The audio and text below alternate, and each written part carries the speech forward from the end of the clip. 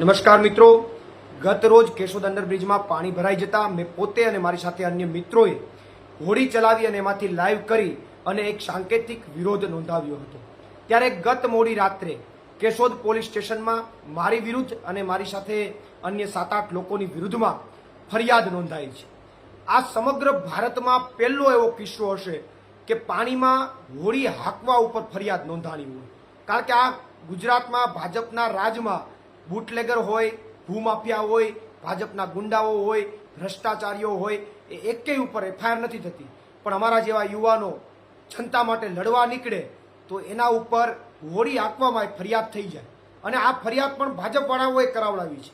કારણ કે ગત રોજ જ્યારે પોલીસ સ્ટેશન અમારી અટક કરવામાં આવી ત્યારે અમને ડિટેન કરીને જ છોડી દીધા હતા, પરંતુ પછી ભાજપવાળાએ પ્રેશર બનાવ્યું કે આ પ્રવીણ રામને તમે એમને કેમ છોડી દીધો?